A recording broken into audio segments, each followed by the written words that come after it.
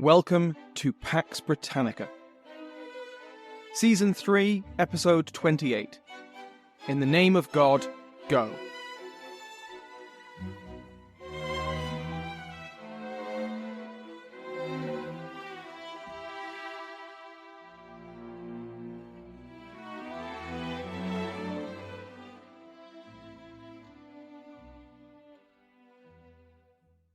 Welcome back to Pax Britannica. I'm your host, Dr. Samuel Hume. Welcome to the new members of the House of Lords, Hannibal, Baron Stardew, and William, Baron Christ. All patrons get their own premium RSS feed that lets them listen to the podcast without ads. Go to patreon.com/Pax Britannica to find out more. Last week, we covered the end of the First Anglo-Dutch War, or at least the end of the major fighting. Over a relatively short war, many foundations of the Royal Navy's strength at sea were laid down by the States Navy. A professionalisation of the officer corps to improve discipline and unity between captains, the enforcement of the Articles of War, which attempted to impose standards on the sailors, the strengthening of the chain of command and the fleshing out of the red, white and blue squadrons, the adoption of the Instructions, which presented new ways to fight battles and new methods of flag signalling to communicate, and an esprit de corps, a belief that it was a national right to control the oceans. That rhetoric was far from new, but for the last few decades, maybe centuries, there was an awareness from the English that, whatever they said, they didn't outmatch the naval juggernauts of the Spanish and then the Dutch. Since the regicide, their pursuit of Prince Rupert had cowed the Portuguese and the Spanish. Now they had repeatedly bloodied the Dutch. The States Navy was now universally acknowledged as a powerful arm of England's revolutionary regime that had to be taken seriously. Today we return to land, where the political situation in Republican England had become increasingly unstable. Since the regicide and the proclamation of the Commonwealth, the Rump Parliament had been very proactive in matters of foreign policy. Ireland and Scotland, not to mention dealing with the English colonies, the war with the Dutch, and the naval interventions against France and Portugal. But in terms of the promised domestic reforms, they were sluggish, and patience was running out.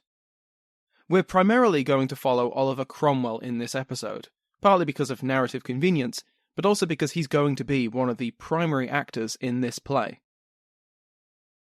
After the crowning mercy of the Battle of Worcester in 1651, Cromwell still held out hope that the Rump would do its duty, as he saw it.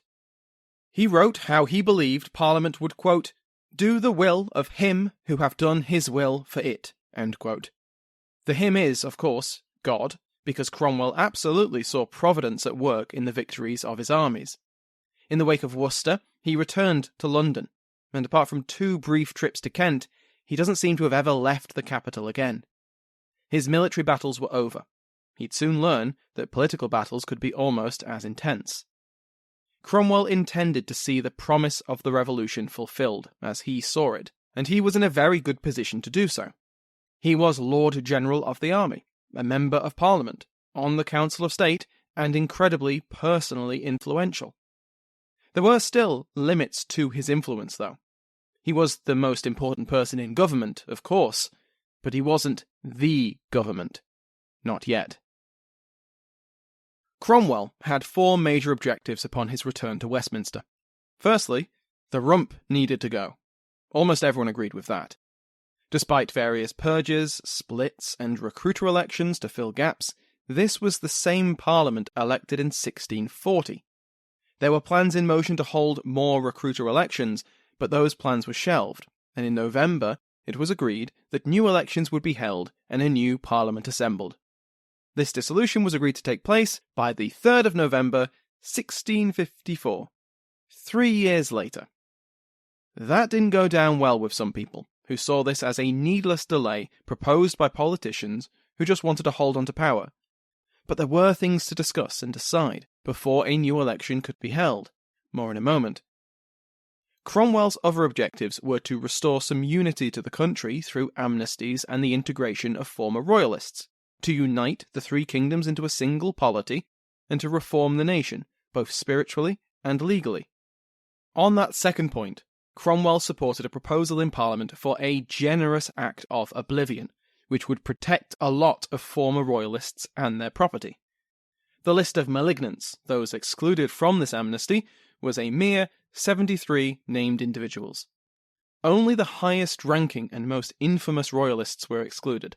The rest would be welcomed back into the political nation, as long as they were well behaved. But cruel necessity interfered. Royalists' estates were valuable, and like has so often happened in these episodes, money talks. The state needed money. These armies and navies were extortionate, and so the number of individuals whose lands and estates were to be seized steadily grew. 73 soon became 780. Besides his concerns over the future unity of the realm, Cromwell and the army grandees had often staked their honour on the preservation of these estates. Many a fortified house or local magnate had surrendered to the new model army because they were promised they wouldn't be ruined. The third point was the unification of the three kingdoms. Burnt repeatedly by the uncompromising Covenanters in Scotland, Cromwell was converted to the idea of full union. Scotland would not be annexed into the Commonwealth of England, not like Ireland was, more in a second, but instead the Scots would be invited into a union of equals. Well, as equal as the English would permit. English troops occupied every stronghold and town in Scotland, and Scottish delegates had to agree on the principle of a union before they were invited to discuss the finer points. So it was that every borough and shire was told to elect 2 representatives who would meet in Dalkeith to give their assent to a union.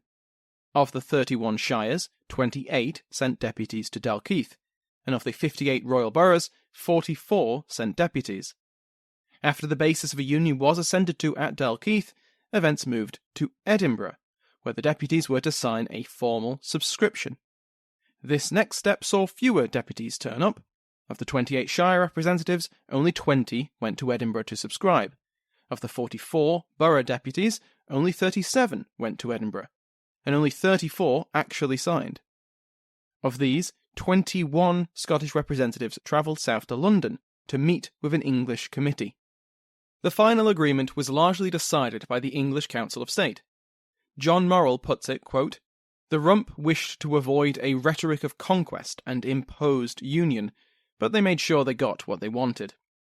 However, Alan McInnes points out that the Scots secured some serious concessions from Westminster. They were recognised as partners in a union. A junior partner, that was for sure, but a partner nonetheless. Scots law was preserved, despite earlier English desires to impose English law on the country. Scotland's MPs in the combined Commonwealth Parliament would be determined by relative population, with 30 MPs, 20 for the shires and 10 for the boroughs. These were compromises. The Scots had wanted 60 MPs, for example, but the English committee was also compromising. I think it's too far to say Scotland entered the Commonwealth through negotiation. Is it a negotiation if you can't walk away? But there was a desire for cooperation and partnership, even if it was unequal. Ireland was a different matter. I won't retread old ground, but the Act of Settlement ruthlessly integrated Ireland into an English state. From the perspective of Westminster, Ireland had been part of the Commonwealth since its proclamation. The decrees abolishing the monarchy included Ireland as a matter of course. The cross and harp was the Commonwealth's flag. It's a matter of debate how much of a say Cromwell had over the actual settlement, but he probably agreed with the general principles, even if he might disapprove of the severity. Both processes of integration were incomplete by the time Cromwell lost his patience with Parliament, but they'll be finished under his watch. The fourth objective was reformation, both of England's religious and spiritual culture, but also of the law. In matters of law, Cromwell chaired the panel which appointed the members of the Healey Commission, an extra-parliamentary body dedicated to the reform of the judicial process. It was led by Sir Matthew Healey. Healey had defended both the Earl of Strafford and Archbishop William Laud in court. Now, granted, both of those high-profile clients ended up beheaded, but that was only after the House of Commons voted Acts of Attainder against them.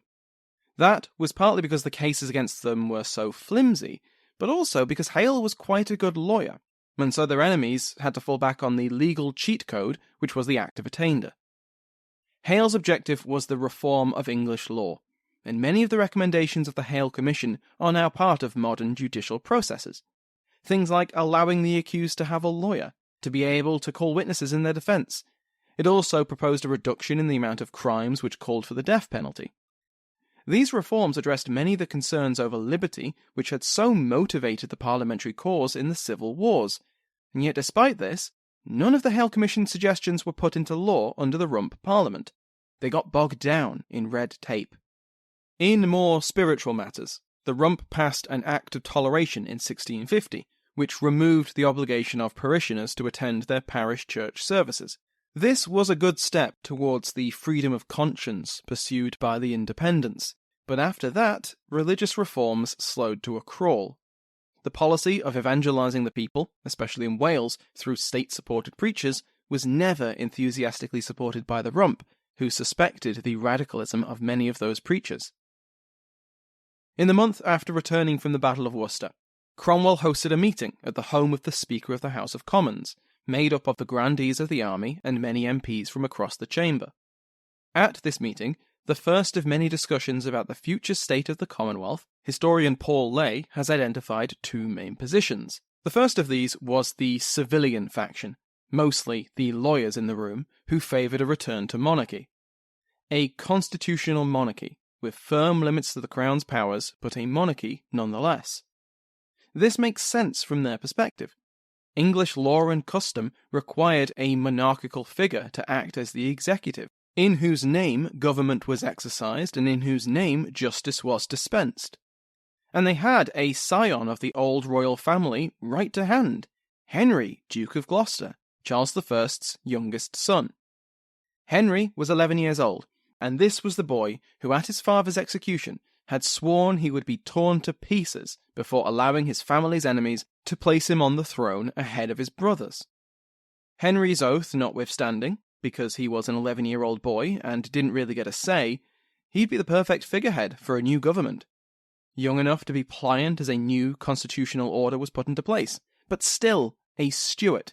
Royalist sentiment would be split between the exiled Prince Charles and the enthroned King Henry, and everyone else, other than fervent Republicans, would welcome the return of a king, this time without any trappings of absolutism or tyranny. But also in the room were some of those fervent Republicans. This military faction, as Lay terms them, had fought the followers of monarchy on the battlefield. They'd lost friends and comrades in the war. They'd led the charge towards a republic once their patience with Charles I had run out. They'd crossed a Rubicon with the regicide, and there could be no going back. Notably, Cromwell was not one of those ardent Republicans. His issue with Charles I had been with Charles I. Bulstrode Whitelocke, who had been at the meeting, recorded that Cromwell had accepted that if it was done right, with proper protections for English liberties, quote, a settlement with somewhat of monarchical power in it would be very effectual, end quote. This is very interesting for a lot of reasons, but two in particular. The first is the fact that after the absolute destruction of the royalist cause at Worcester, support for monarchy wasn't as threatening a view. Parliament and the Republic had firmly asserted its power and authority over the old order. If it so chose, it could voluntarily restore whatever parts of that old order that it wanted, in whatever form and under whichever conditions it wanted. And secondly, if Whitelocke recorded his words accurately, Cromwell's wording was very careful. Somewhat of monarchical power is not just 17th century wording. It could mean a lot more than just a king. Monarchical power could reside in any executive figure. Maybe a constitutionally constrained younger son of the last king. Maybe some kind of elected head of state or a reformed council of state. Maybe a formerly obscure Cambridgeshire gentleman who currently led the most effective military force in Western Europe. There were already people, especially after Worcester, who were openly discussing Cromwell and a crown.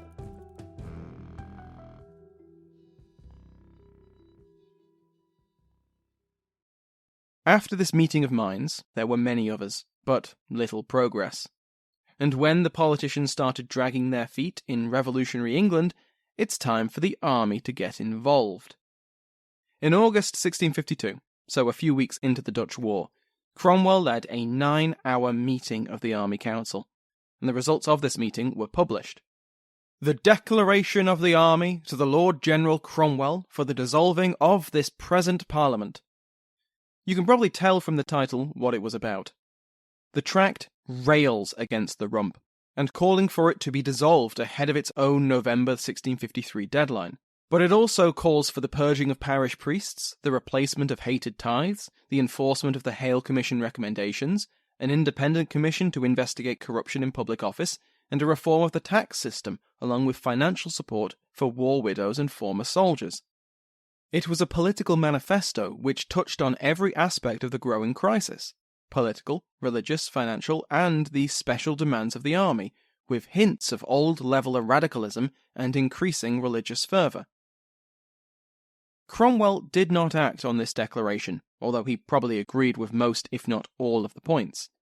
Instead, he tried to persuade Rump MPs to address the demands of the army. He held more than a dozen meetings with influential MPs and his officers to try and push through the reforms. But despite his efforts, the Rump consistently failed to meet his expectations. Once again, the lack of pay for the army reared its head. Each month, the budget for wages was £30,000 less than it needed to be, and if you recall our episodes on the settlement of Ireland, it seemed like the merchants and civilian friends of MPs were getting much more favourable land in Ireland than the soldiers were. If Cromwell's patience was wearing thin, then the patience of his officers had fully snapped by March 1653. At an army council, he worked hard to persuade the grandees down from the cliff edge. They were ready to march into Parliament and dissolve the Rump by force. Cromwell convinced them to hold off, saying that the middle of a war, the Anglo-Dutch War, was the worst time to enforce a new Parliament. 2 days later, he went to the House and urged them to open peace talks with the Dutch. The Rump did not listen. Cromwell now stopped attending both the House of Commons and the Council of State. If the Rump was paying attention to the army, they must have seen the storm clouds brewing. The army hadn't been subtle. They'd issued a public declaration against the Rump. It was right there in black and white, and now even Cromwell had given up trying to mediate. And it wasn't like there was no precedent of an army, this very army, intervening in politics. And yet, for another month, as Cromwell continued to stay away from both the House and the Council of State, the Rump either didn't see or decided to ignore the storm clouds. The MPs continued business as usual, and spent far more time reviewing the Irish Land Bill than they did the legislation setting up a new Parliament. On the 1st of April, the Commission for Propagating the Gospel in Wales lapsed. It had been up for renewal, and the Rump shelved it. For many in the army, this was evidence, clear as day, that Parliament was morally bankrupt. On the 19th of April, Cromwell returned to the House. He brought with him a proposal, which was essentially a demand that the Rump abdicate. They were to establish a 40-person caretaker government, drawing men from both the existing Parliament and the army, and invest this body with all power. After doing this, they were to dissolve themselves. The new caretaker government would shepherd the state towards a new representative government.